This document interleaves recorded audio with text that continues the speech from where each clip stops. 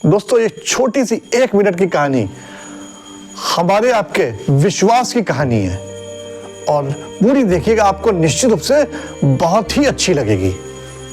एक बार एक राजा ने अपने राज्य में सारे लोग को बुलाया और एक घोषणा कर दी कि जो भी आदमी इस भैंस को अपने कंधे पे रख के पूरे मैदान का एक चक्कर लगाएगा, उसको मैं 1 लाख स्वर्ण मुद्राएं दूंगा और साथ में सेनापति का पद भी उसी को दिया जाएगा। अब नगर के लोगों को बड़ा आश्चर्य हुआ कि साहब ये अजीब टाइप की बात राजा कह रहे हैं, और कुछ लोग को बहुत हंसी भी आई।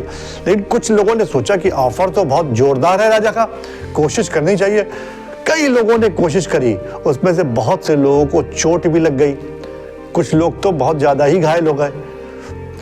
एक पहलवान उठा जो बॉडी बिल्डर टाइप का आदमी था, उसने कहा महाराज अगर इजाजत हो तो मैं कुछ कहूं, और महाराज ने उसको इजाजत दे दी।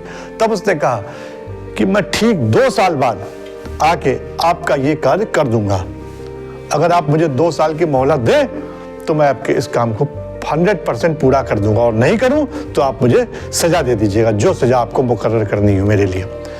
और राजा के जो दरबारी थे वो भी उस आदमी की, उस पहलवान की बात सुन के हंसने लगे।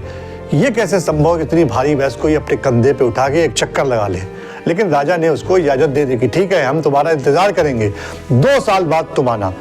और जैसे ही 2 साल का समय गुजरा, वो आदमी वाकई ठीक 2 साल बाद राजा के महल में आया और उसने कहा कि मैं अपनी बात पूरी करने के लिए तैयार हूँ।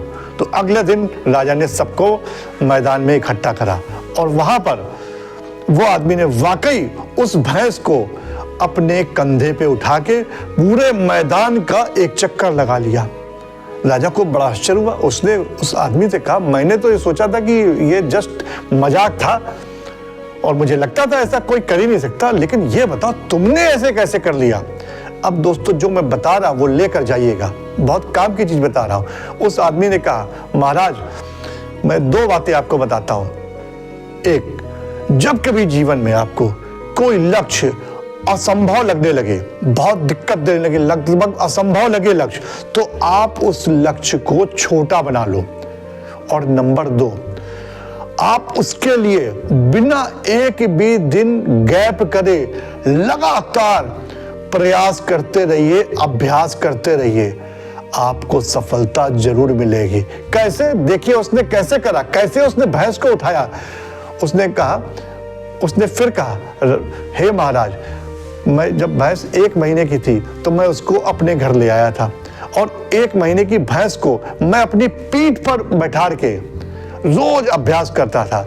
धीरे धीरे भैंस जो है वो बड़ी होने लगी, उसका भार बढ़ने लगा, लेकिन मेरी अभ्यास की शक्ति भी बढ़ने लगी और धीरे धीरे जैसे जैसे उसका वजन बढ़ता जा रहा था, मेरी अभ्यास की ताकत भी बढ़ती जा रही थी। और एक दिन मैंने भैंस को उठा लिया, तब मैं आपके पास आया और मैंने भैंस को बैठा के पूरा एक चक्कर लगा लिया।